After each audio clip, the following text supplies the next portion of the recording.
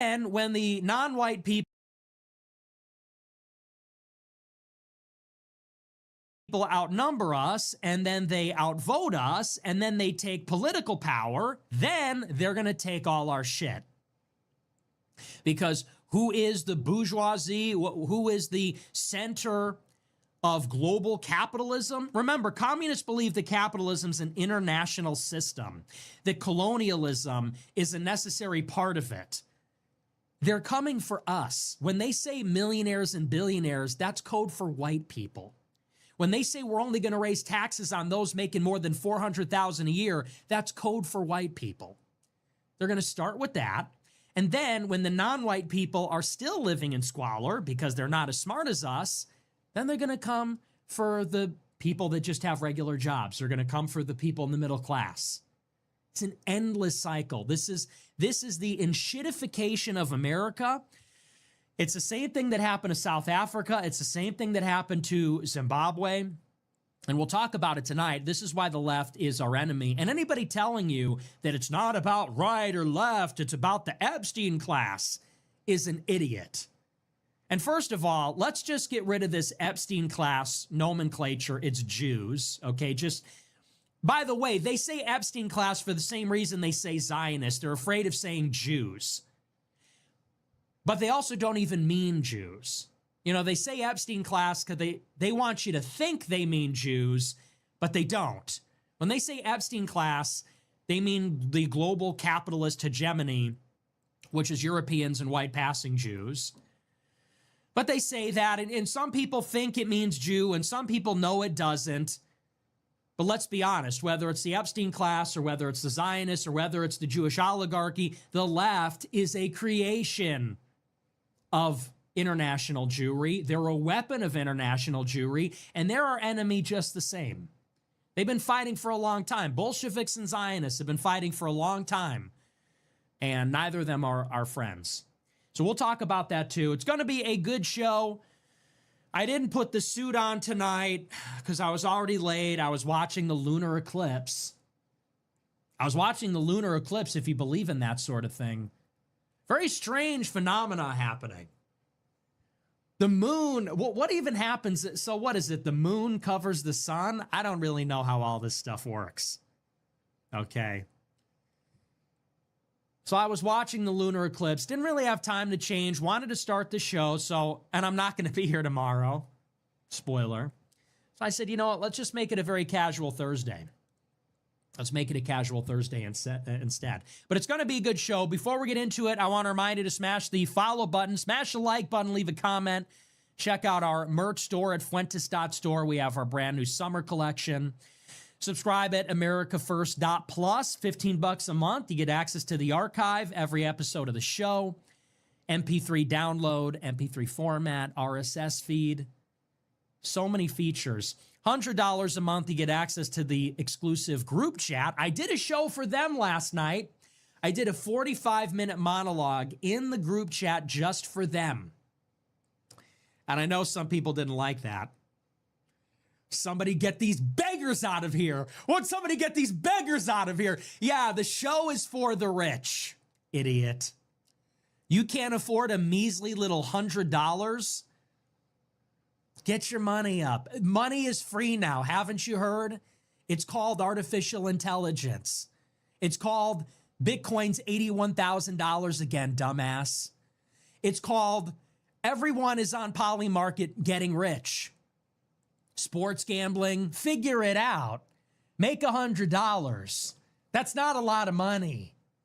$100 now, what does that get you? A Big Mac and fries? I mean, seriously.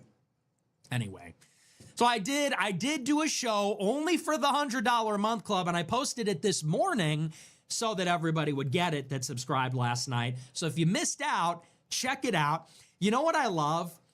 I love whenever I say things like that, all the replies in the clips are always calling me Jewish. They're calling me Jewish. They're saying I'm even starting to sound Jewish. I guess it's slipping out. But look, here's the thing, and I just want to say this also. If you identify success and having money with being Jewish, then you've already lost.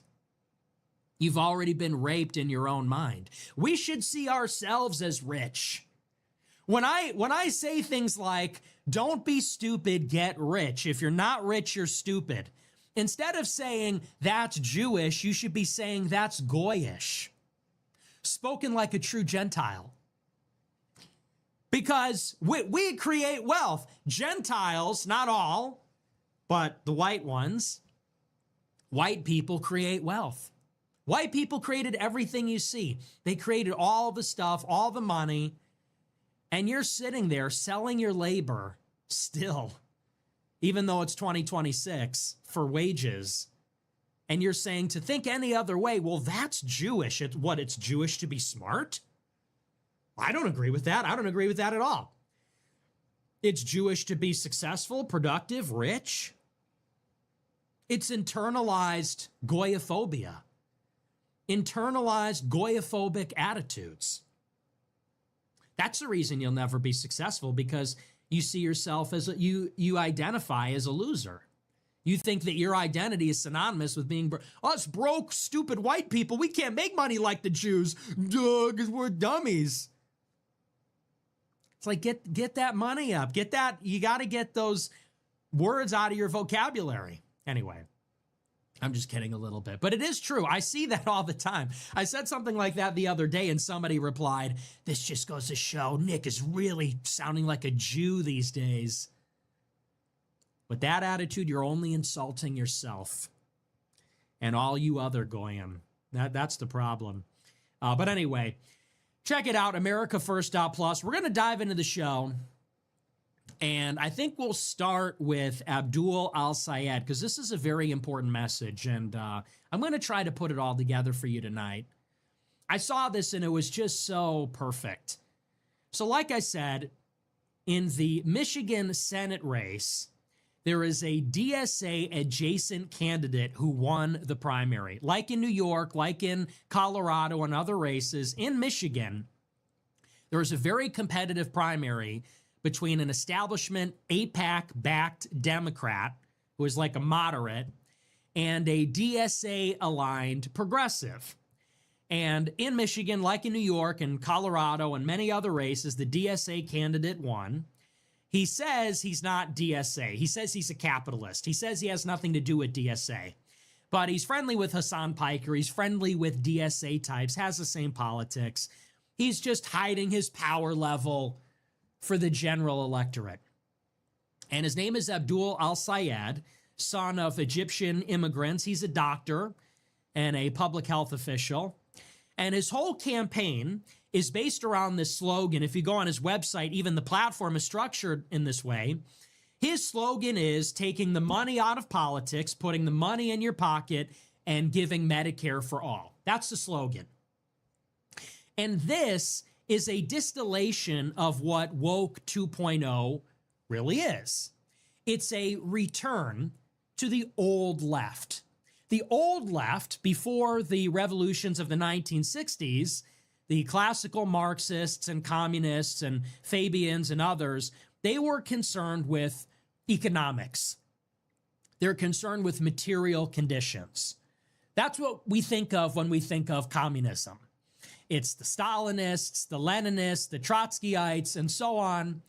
And when I say material conditions, this goes back to historical materialism, Marxism. They're concerned with the structure of the economy, the different socioeconomic classes. They're concerned with the proletariat and the bourgeoisie, the factory workers and the factory owners. And to the extent that they are preoccupied with material concerns, it's about empowering the workers to take over the government, to have this equitable distribution of resources. The rich are too rich, the workers are too poor. The workers are going to unite, overthrow the managers and the capitalist class, and they were going to own the means of production. The new left, which is born in the 1960s, is concerned with other things. These are the cultural Marxists from the Frankfurt School. And they're concerned with feminism and queer liberation and black liberation, the Black Panthers. They're concerned with third worldism, and there's this racial, ethnic, gendered, sexual dimension to the communist revolution. And so properly understood, you could consider woke 1.0 is the new left. Woke 1.0 is the new left, the cultural Marxists taking their views to the logical conclusion, which is that we're going to liberate women and liberate the non-whites and liberate the gay people and all these things, liberate the trannies and all this. And what is required to do this is totalitarian control over society to erase all the old ways of doing things. So every vestige of misogyny, racism, homophobia, it's all going to have to be eradicated. The microaggressions, the so-called structural racism and built-in advantages for white people, white privilege, they're going to need to assume full social, economic, political control over the society to get rid of all these things. And that's where you get cancel culture. That's where you get your blue-haired raging feminists. That's where you get these crazy people with their, 200 genders or whatever. And I think that what they realized since Trump got elected and then reelected is that that wasn't working. It was turning everybody off. They realized that Dylan Mulvaney probably cost them the culture war. They realized that the anti-white politics alienated the biggest voting demographic. Whites are 70% of the voters. And if you're militantly against white people, not only are you apparently a hypocrite because you're trying to crusade against racism while engaging in it, but also you're explicitly offending and kind of going out of your way to insult 70% of the people that are supposed to empower you in a democratic election. So they devised this new strategy, and I think that's really what it is. It's a strategy. It's called Woke 2.0, and I think very obviously what this consists in is walking back some of the more extreme expressions of cultural Marxism. So they're telling the trannies to shut the fuck up. They're saying, listen, this election is not going to be about forcing trannies in girls' sports. It's not going to be about bathrooms. Dylan Mulvaney, just shut the fuck up and go over there. They're playing that down. They're also going out of their way to now make overtures towards the white people. I think that's why they picked Tim Walz to be the vice presidential candidate in 2024. That was very clearly an overture towards white people. They said, we're going to find an old white football coach, high school football coach from Minnesota, and we're going to get a camouflage trucker hat that says Kamala. And we're going to promote white guys for Kamala. And there was something sort of ironic because it was a complete inversion of 2020. In 2020, you had Joe Biden at the top of the ticket, and he had to pick a black woman as the vice president. You might remember that's the only reason Kamala got selected. There were 3 black women in contention: Karen Bass, Stacey Abrams, Kamala Harris, and they went with Kamala because she was maybe like the least black and the least radical. Maybe that was the idea. So they picked her, and you had a white guy at the top of the ticket. He's going to maybe win over the white people, and he had, of course, a black woman as the VP. 24, it was inverted. Black female at the top, then they needed their token white male to get the whites on board. And I think now, in 2026 and in 2028, you're seeing this idea fully fleshed out, where the woke left is no longer trying to alienate white men. They've toned it down. That's very clear. They've made a concerted effort to tone down the anti-white rhetoric.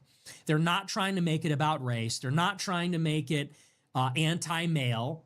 And I think you see this in people like Zohran Mamdani. Mamdani, who is trying to fashion himself as a socialist with a human face. He is a DSA member. He is at the New York state capitol screaming about ICE, screaming about how ICE is the new Gestapo and Trump is a fascist Nazi. But he's presenting a human face. He's all smiles. He rides a subway. He's promising benefits for all. At the same time, he's harboring and hiring radical socialists to work on his staff that hate whites, that are race communists. He's endorsing DSA members in these Democrat primaries for Congress that hate America, hate white people. They're very open about this, but he's presenting that human face. Yes, he's a Muslim, non-white, foreign-born socialist. Yes, he is orbited by the most radical of the radical left, but he's going to present this congenial face. He's even going to make an overture to Trump himself and stand beside him. He's going to make overtures to Trump voters. He's going to fashion himself in a way as a left-coded version of MAGA or America First, like he did during the debate when they said, where are you going to visit? What foreign country will you visit when you get elected? And he said, I'm going to stay here in America. I'm going to stay right here in New York. That's the program. That's the play. And it's no different with Abdul al-Sayed. Here you've got another Muslim. Parents were born in Egypt. He's another radical. But his program is all about, like I said, it's a return to material conditions. They say that at least on the face, we're going to dispense with the race, gender, sexual stuff, and we're going to revert to material conditions, Occupy Wall Street, a more ecumenical socialist movement that is not going to alienate the white working class in Pennsylvania, in Michigan, in Ohio, in Iowa, in all these, in Wisconsin, even in these different places. So what's going to be the platform? It doesn't even talk about race. It doesn't talk about Trump. It doesn't talk about Nazis or Nazi killers or things like that. It's money out of politics, money in your pocket, and Medicare for all. And what it purports to be, let's break it down, is it purports to be anti-corruption and populist. It says, look, the oligarchs have taken over government. The super rich, the trillionaires and billionaires, the bourgeoisie, the moneyed power have taken over politics. They've bought politics. Everyone can sympathize with this. This is a populist message. This is a universal populist message. We're going to get the billionaire oligarch money out of politics. Who could be against that? Who wants money in politics? At a time when there's high inflation, wages are stagnant and falling behind inflation, when 2 million people are long-term unemployed, locked out of the job market, who is out there saying, yeah, we need Elon to spend more money, and no one's saying this, right? So it says we're against corruption. It's this political populism. Let's get the money power out of politics. Let's get the money in your pocket. It's economic populism. It's about affordability. Let's increase wages. Let's have government services, which is like an in-kind cash transfer. Let's, eat the rich to pay for the stuff. These things are connected. And then let's have Medicare for all. Hey, bro, we just want health care. This is how they're fashioning the message in 26 and in 28. They're finding their footing here. Because I think what they realized is that in 2024, what they ran on was Trump is Hitler and abortion. That was the Democrat convention in 2024. It was abortion, abortion, abortion, legalize abortion. The Republicans are the handmaid's tale. They're going to take away abortion. And it was Trump is Hitler. And that lost them the popular vote, the Electoral College, the House, the Senate, with pretty severe consequences. So they went back to the drawing board, and they've been gathering steam ever since. There is a grassroots uprising against the establishment of the party, which they believe has failed them. The rank and file Democrats believe that the Democratic Party is not effectively fighting Trump and his government overreach, his executive branch consolidation of power. So they're going for a flavor that they believe is not only more radical, but also more efficacious, more populist, more left-wing, but also more efficacious at fighting Trump. And this is their message. Money out of politics in your pocket, and then, hey, bro, we just want health care. And a lot of people, I think, are falling for this. This is where you enter in somebody like Tucker Carlson. Tucker laid out his 10-point plan, and within his 10-point plan, he's saying the premise of it, if you remember the preamble to his 10-point vision, which is a trial balloon for J.D. Vance's rhetoric in 28, Tucker says the premise is we as Americans have more in common with each other than we do with the elites. We have more in common than we think. And while the elites are dividing us and the rich are dividing us, and they're playing one of us against another one of us, and we're all just a bunch of broke losers, we should find common ground to stick it to the elite. And we're going to bridge the gap between right and left. And Tucker says our shared vision is going to be based on fairness, prosecute Jeffrey Epstein. And it's going to be based on equity. I don't know if that's one of the words, but he's saying we need to have an economy where we're growing food instead of doing finance, insurance, and real estate all the time. And we need to tax investments more than we tax labor. And we need to unite the country and have decency and all this kind of stuff. And you see there are these whispers of a third party, of a right-left alliance on the basis of, hey, we're all against Israel and the oligarchs, and we just want health care, bro. Here's the problem with this premise and with this list. So that all sounds good, right? When the left, when someone like Syed gets on television, or Hassan Piker, or even for that matter, someone like Dasha, infamously, when they go out there and they shrug their shoulders and they say, hey, darling, we just want health care. What did Dasha say to Ashton Whitty? You know, that famous clip in the Sailor Moon costume? She says, listen, honey, we just want health care. We just want free health care. Hey, man, we just want health care, bro. The left is just, Mehdi Hassan said it the other week. Hey, bro, we just want health care. Here's the problem with this. That's a lie. It's not just about, we just want healthcare, bro. It's not about, hey, man, we just want money out of politics and we just want to make stuff affordable. It's not really what it's about. That's just what they're saying. They stopped saying the quiet part out loud and they started whispering it again. They started to segregate that and bury that in the staff. So it's very similar to the Groypers. In the same way that the Republican politicians are not with it, their chiefs of staff, their policy advisors are all Groypers. And when I say they're Groypers, I mean they're Groypers. Like they're race realists, they're, let's say, J-woke about the Jews, among other things. They're sexist, whatever. It's the same thing on the left, except these DSA politicians are in on it. The DSA politician knows what he's doing.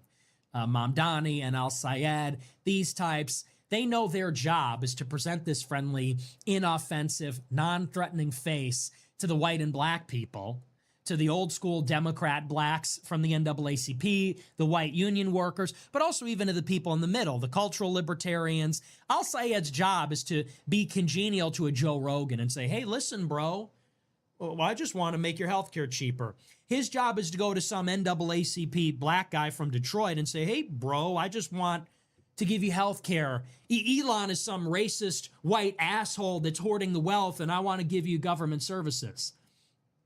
But he and his entire staff are all on the same page. It's much more radical than that. Here's the proof. So there's a speech that Al-Sayed gave in 2022 for the Council on American Islamic Relations. And here's the context.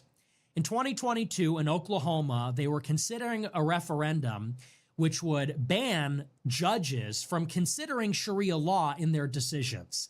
The referendum bans Sharia law from being part of a judge's standard to make a decision. And CAIR, Council on American Islamic Relations, and Al-Sayed are against the amendment. They say we should have Sharia law. But that's not even the worst part. I mean, I'm not one of these people that says, hey, they're bringing Sharia law. It's deeper than that. He gives a speech at the event and says, if you have a problem with Sharia law, it's because you're a white supremacist. He goes further. He says, and the only way to fully understand the white supremacy that motivates people to do such things, like banning Sharia law, the only way to understand it is to go back to the 1830s and the Trail of Tears under Andrew Jackson. And the only way to understand it is to go back to Black Wall Street, which was torched by white supremacists 100 years ago. And this is the story. This is from Fox News. It says, quote, Michigan Democratic Senate nominee Abdul Al-Sayed's campaign has collected more than $115,000 from individuals who work for or have held leadership roles with the Council on American Islamic Relations. A Fox News digital review found that he, Al-Sayed, who has made getting money out of politics a campaign rallying cry, has accepted donations from at least 41 individuals that either work for CARE, formerly worked for CARE, or have served in leadership positions with the organization. The contributions were not limited to Michigan. Fox News Digital identified donations from CARE national leaders and officials affiliated with chapters in California, Arizona, Texas, Georgia, Washington, Illinois, Minnesota, Ohio, among other states. Al-Sayed has maintained ties to CARE beyond campaign fundraising. In 2022, he appeared at a CARE event and was paid for a speaking engagement. He said, quote, "The state of Oklahoma voted in a referendum to amend the Constitution to ban Sharia law. What does that mean? I don't know. And yet the voters banned it anyway. The same exact forces that drove native peoples from their land 2 centuries ago, destroyed Black Wall Street a century ago, bombed a building decades ago, and tried to ban Sharia law not a decade ago. Those forces are alive and well today. The reason I want to go all the way back to the 1830s is because you can't understand a Sharia ban without understanding the Trail of Tears. You can't understand the efforts to uproot Muslim Americans without understanding the Tulsa Massacre. You can't understand the challenges we face today without understanding white supremacy. So this is a reminder that all these people that today are saying, hey, bro, it's just about healthcare. Hey, bro, I just want Medicare for all. Hey, man, I just want money out of politics. You don't like money in politics, right? They're the same people that in 2020 were defending George Floyd. George Floyd, the degenerate drug addict that held up a pregnant woman at gunpoint, that died in police custody because he was high on fentanyl and in the process of committing a crime. Those people were out there commemorating him by posting a black square, supporting laws that would defund or abolish police, that would open the prisons and the jails, that would restructure the economy to favor black people at the expense of white people. And not to mention, they were supporting the riots that burned down the cities, defending the riots, saying that's the language of the oppressed. It's the same people that wanted to topple the Robert E. Lee Monument, the Christopher Columbus Monument, Thomas Jefferson and George Washington. Same people that backed the 1619 Project. Same people that backed the mask mandate, the vaccine mandate, the lockdown orders. It's the same people that were doing all these things. And they didn't change. They didn't have an epiphany. They didn't have to come to Muhammad moment, to come to Allah moment. They're the same people. They just learned to hide it and conceal it. And what exactly is it that they're concealing? Do you know what you read into that message? What do the Indians who got removed from the land and the black people at Tulsa and Black Wall Street and Al-Sayed and the Muslims, what do all these people have in common? Nothing. They got nothing in common. Indigenous Indians, black enslaved people who were freed, Muslim immigrants that came here much later, what do these people have in common? Nothing. Nothing. Indians were pushed onto reservations, and they have their own sovereignty, and they have all their own problems, but they also have privileges and sovereignty in their own space. Black people were victims of racism and slavery, but they also then became the beneficiaries of affirmative action and government programs. They did their fair share of crime and race riots also. And then Muslims came here as refugees from wars.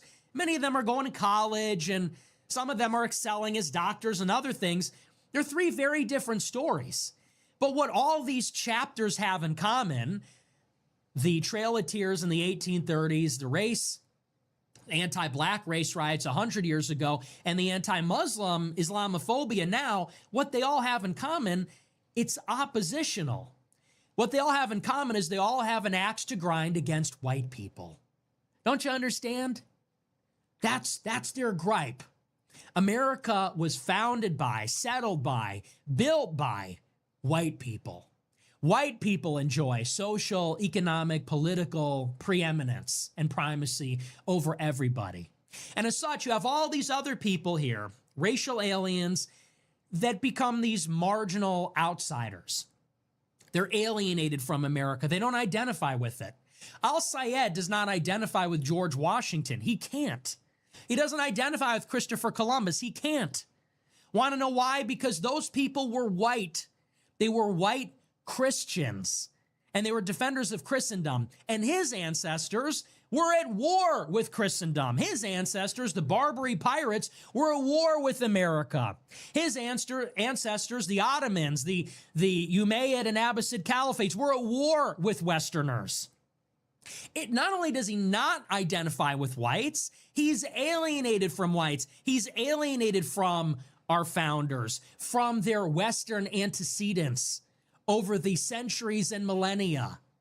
That's his problem. And so what the Democrat Party is about, what the left is about, is uniting all the disparate, marginalized groups, the Mexicans, the Indians, the blacks, the Muslims, all the different groups, the women on some level, against the white men. It's a politics of grievance. And he's telling on himself. He's telling us exactly what he's about.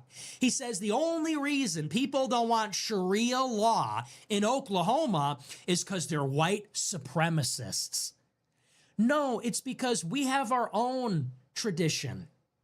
We have our own legal tradition that goes back to the Greeks and the Romans and the Magna Carta. We have our own legal tradition that has nothing to do with your prophet and your book. And has nothing to do with white supremacy. That's what this country is. That's who founded it. He says the only reason you're against Sharia law and the imposition of their alien religion and their alien culture and their alien way of life and them as racial aliens, the reason we want to see white people and not people like that is because of white supremacy. He said, and this is ideological, and maybe it's even spiritual. He says it's the same force, which is why whites hated blacks and why whites hated Indians and why whites hate all non-white groups. Needless to say, he's against this. He wants to dismantle white supremacy, wants to take apart white supremacy. And in his mind, what is the source of the power of white supremacy? Well, it's this country. And it is the control of this country's elite institutions by white men. Who instituted the Trail of Tears? Well, Andrew Jackson. And who did the race riots in Oklahoma? Well, the white people that live there. And who is now against Sharia law? Well, it's people like Trump, and it's people like Elon Musk that funded Trump. And so how are we going to understand the problems in America and begin to solve them in his mind? Well, we have to strike at the head of the snake, which is ripping apart the power that white people hold in America. And now it starts to make a little bit more sense what the real agenda is. All these people are in favor of abolishing ICE and opening the borders. They want a pathway to citizenship for illegals. Why do you think that is? That's not good for the workers. If you're in favor of the workers, if you're in favor of money in workers' pockets, you'd probably be against mass migration, because the people who are affected most by mass migration from a wage standpoint is the low-skilled real workers. That's whose jobs are being taken away by seasonal migrant workers from Mexico and the Northern Triangle. That's whose jobs are taken away by the third world when we do free trade. Who do you think would have been working those factory jobs, making furniture and clothing and toys and things like this when China started to take those jobs? It would have been the real workers, the real union workers, low wage, low skill workers. So why is it that every DSA socialist is non-white, whether it's Chevalier, the black woman, or it's Mamdani, the Ugandan Indian, or it's Al-Sayed, the Egyptian Muslim? Why are they also all against borders and against ICE and in favor of pathway to citizenship? It's because if you amnesty the 107 million illegal aliens, right? It's not that many, but if you amnesty the 30, 40 million illegal aliens living in the country, then the ranks of the Democratic Party swell. It swells with non-white people who are victimized. It swells with the proletariat. It swells with these third world indigenous workers dominated by colonialism, dominated by American and European colonialism overseas. And now the chickens have come home to roost.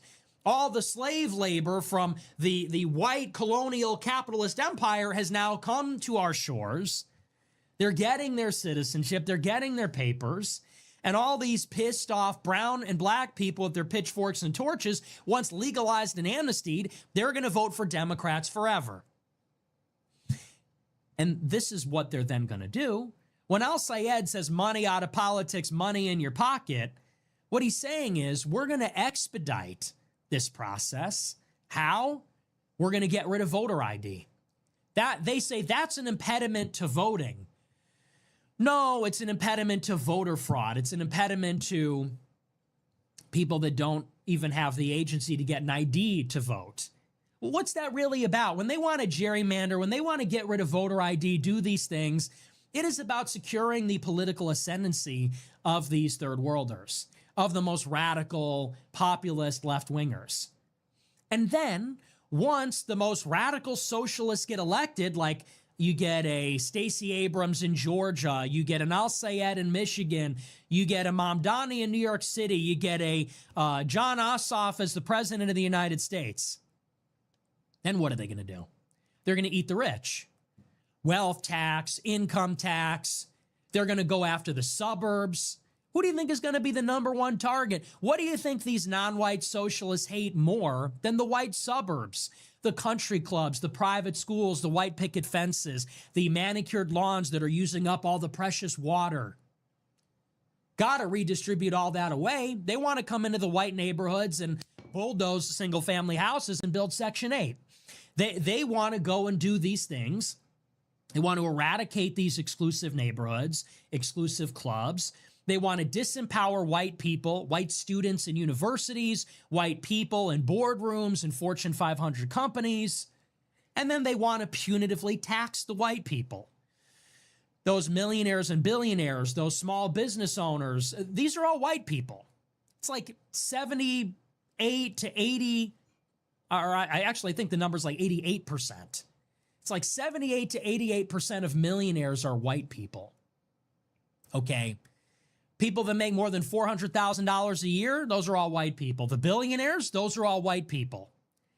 They want to then go in and they want to punitively tax all the white people, your wealth, your income, your investments. They want to blow up your property values. That's really what that is.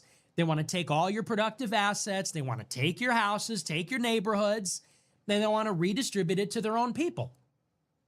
Now, this is the classic problem. This is what race communism is. Let's just get back to some fundamentals. This is why race realism is so important.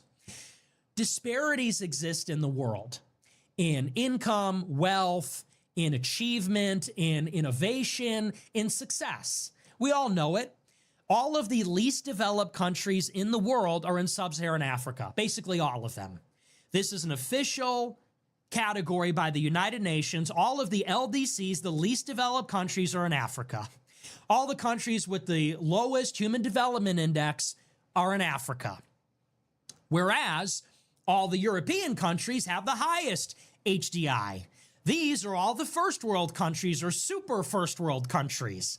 Countries like Switzerland and the UK and France and Germany and Norway and the United States. So there are disparities in the world. Some people are doing well and some people aren't. Even in America, there's disparities. White people have all the educational attainment. They have the highest income. They have the most wealth. They own the most capital. They are all the billionaires. And the black people have the least. And the Hispanics have a little bit more than them. Why do these disparities arise? A race realist would say, well, they're different. It's not a coincidence that black people here and black people in the Caribbean and black people in Africa and black people in Europe and black people in Asia are all unsuccessful. because their average IQ is 75. 85 if there's intermarriage with Europeans for generations and the eugenic effect of many former slaves dying off in the decades after the Civil War. That's one explanation. Whites have a higher IQ, blacks have a lower IQ. Whites have some cultural and genetic disposition to be creative and open-minded and things like that, and black people don't. Now, that's one explanation. So the disparities are the result of natural disparities. It only makes common sense. If we started off ahead, well, then we're going to finish ahead if there's an even playing field. But these other people believe that it's different. They think the reason these other countries are poor and the people are poor is because of power. The white people have all the power, basically due to an historic accident that we discovered gunpowder and our diseases killed the natives, right? Gun germs and steel. It was an historical accident that we, rather than the Arabs or the Chinese or anybody else, got all the guns and got all the colonies and got all the stuff. And this was not fair. And it's not fair that non-white people are poor. They were enslaved by this capitalist imperialist system. The European countries and America subjugated the globe. This is what capitalism is, by the way. They say that capitalism always needs more markets and more raw materials. So eventually the capitalist countries had to build up militaries, go outward, and enslave more people to enrich themselves. And they say that we came up with these narratives about white supremacy to justify what is happening in the power dynamic between European countries and other countries. And they say something similar is happening in America. And so they say the just desserts is for all of these colonial populations to come into Europe and come into America, take what's theirs from us, and then finally everyone's going to be happy. Once all the non-white people come in here, they're going to lead the socialist revolution. They're going to redistribute all the wealth, and then we're all going to live in this socialist utopia. This is the problem with multiracialism. Because what happens is, over a period of time, if whites and non-whites are different, disparities will arise. And as long as those disparities arise, there will be intense jealousy and competition. It's only natural. If the white people persistently and chronically have all the stuff and the non-white people don't, eventually the non-white people are going to get really pissed off. And they're going to say, what the fuck? Why are we poor always forever? Why are we finishing last? Why are our schools the worst? Why are our neighborhoods the worst? Now, it's not within human nature for them to say, oh, it's because we're genetically predisposed to being lower IQ and less impulse control. It's not human nature. They're going to say, oh, well, it's because you cheated. The reason we're not successful is because you cheated somewhere along the way, and this is unjust, and we need to make it right. And over time, what will inevitably happen is non-whites will outnumber white people. White people will remain disproportionately represented as the wealthiest and most powerful and most successful and most skilled. And this becomes a real problem when non-whites have more numbers than we do. Because more heads, more households, more human beings means more votes. More votes means their people get elected. And their people then command the men with guns, and then they're just going to take our stuff. And this is what happened in South Africa. In South Africa, the white people were dominating the country, and overnight they had legal equality. And what did the black people do? They elected communists. And gradually, as time has gone on, the black people are getting angrier and angrier.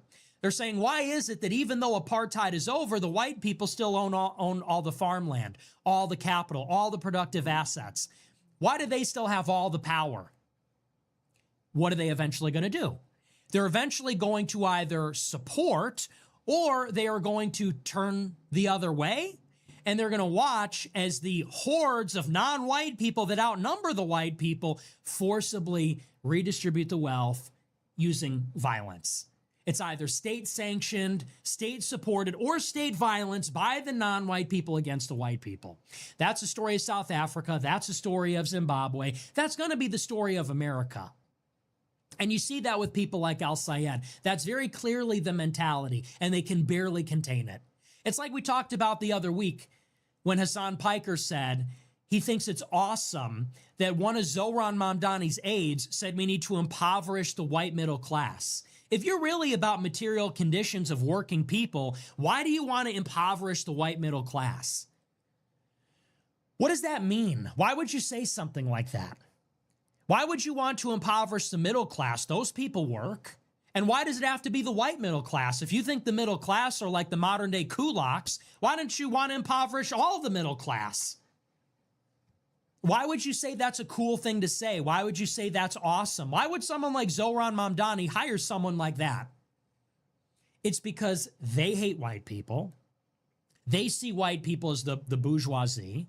And so when you hear all this anti-elite talk, and when you hear all this talk about money out of politics and millionaires and billionaires, make no mistake about it, they're talking about total race communism. That's inevitably where this is going to lead. And by the way, that's where it works in every major city. In LA, in Chicago, in New York City, we're already getting a taste of that. LA is like 20% white. And look at how that city is run. Probably the white people are the only one paying taxes there. White people and Jews and Asians are the only ones that are actually on net giving to the government. Everybody else is receiving benefits. And the white people are constantly degraded by their own government. The Palisades burned down and the fire hydrants don't work. Same thing in Chicago. The Gold Coast is under assault. The downtown is under assault. They're passing new tax laws. The burden is going to fall on the North Shore. Same thing in New York City. Mamdani says we're going to tax the rich neighborhoods, and those are going to be the white neighborhoods to pay for your free busing and your free childcare and your couples night out with the babysitter funded by the city council. That's the story. So when people say there's going to be this left-right alliance because we have all this stuff in common, no, we don't. And what you find is that these people like Al-Sayed or Mamdani, they have a lot in common with people like Ben Shapiro. You want to talk about Epstein, class? What was the problem with Epstein? What was the real problem? Epstein was always talking about the Goyim with contempt. Hated the Goyim. He was a Jewish supremacist. He was. He rolled with Jews only. He rolled with the Israeli government. He was contemptuous of Gentiles. What's the problem with someone like Shapiro, Mark Levin? It's that they support Israel more than America. They say they support the browning of America. They don't care America's going to become this third world shithole. It's purely extractive. They want America to exist so Israel and American Jewry can feed off of it. How's this any different than what these people are doing? They're another alien civilization. They're doing a Zerg rush strategy. It's World War Z, hordes of orcs pouring across the border to literally outnumber us, achieve mob rule, and then engage in this extractive enterprise. In the same way that Israel is siphoning out money, American Jewry is siphoning out money, extracting from America, not really caring about America or about our culture, our way of life, our religion. These people are doing the same thing.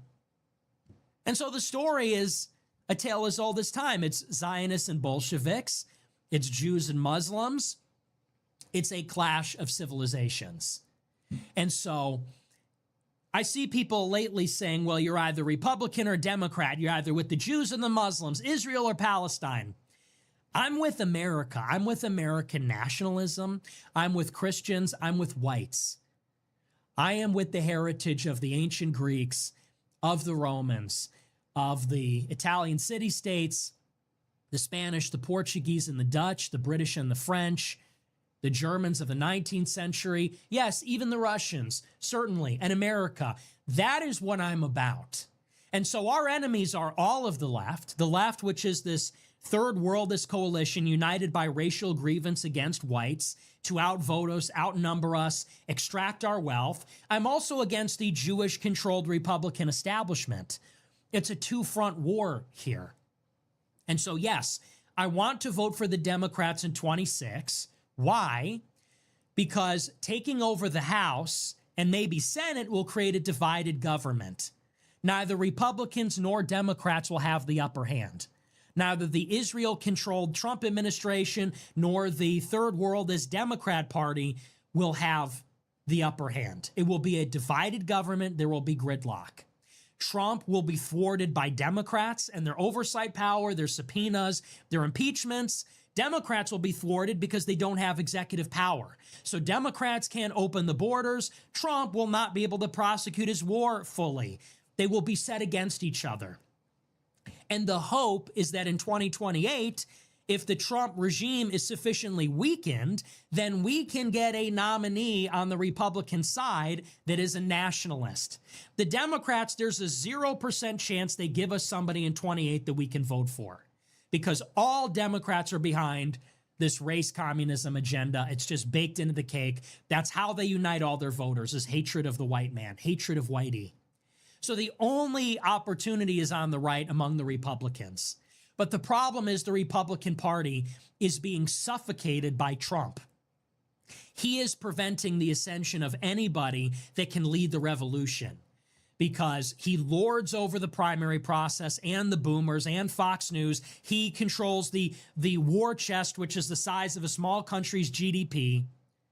He must be dislodged. He must be weakened. That is the only way to open up a runway for someone viable to run on the right-wing side and not be buried, not be totally annihilated by a Trump-endorsed candidate like Vance or like Rubio. That's the playbook. It's not that complicated, you guys. It's really not. But that is the totality of it. So people say, oh, we're going to team up with Cenk Uygur. Fuck that fat slob. He's a disgusting fat slob, and the woman next to him, she's just as bad. Don't forget, those people, they say, oh, let's forget the culture war and redistribute the wealth. Yeah, okay, let's forget the culture war after we close the fucking border. Then we can forget the culture.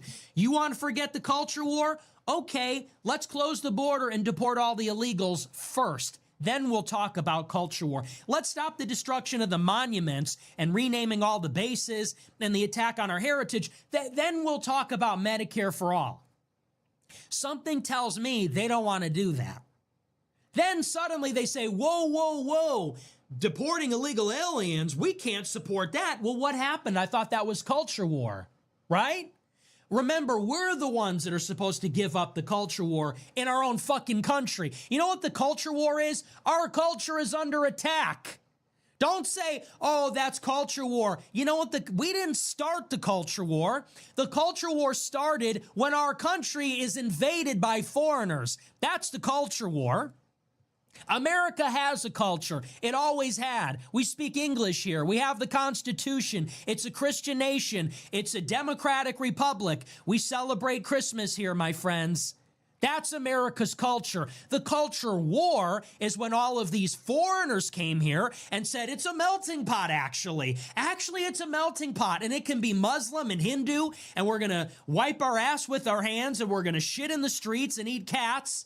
And we're going to celebrate all these new holidays and have Sharia law in the courts. And we're going to have people wearing niqabs and hijabs walking down the streets of Dearborn, Michigan. That's the culture war. And when they say, oh, that's culture war, they mean they want you to surrender. They want to say, really? You still care about white people? Really? You still care about the pantheon of founding fathers? Really? You still care about natural law and all these things? Yeah, I do. And we're not giving up the culture war. That's our war. If you want to give up the culture war, you're welcome to. When fat slob Cenk Uygur and the slut Anna Kasparian, when they're ready to say America's a white Christian nation that speaks English and we're going to deport all the illegals that have no legal standing to be here, then we can give up the culture war and we can have a social safety net. But not a day sooner. I don't think so. You may have, hey, listen, you may have temporarily stopped the explicit anti-white hatred, but every single day, the material conditions for white people get worse because of the foreign invasion. Okay, sure, we don't have shithead Democrats at the Oscars giving white people the middle finger necessarily.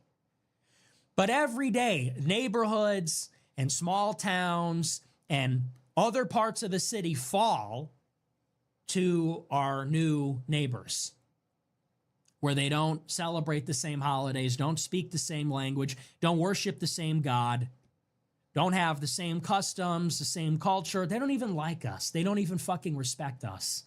They don't like us. They don't respect us. They are not inheritors of our civilization, and actually they have contempt for it.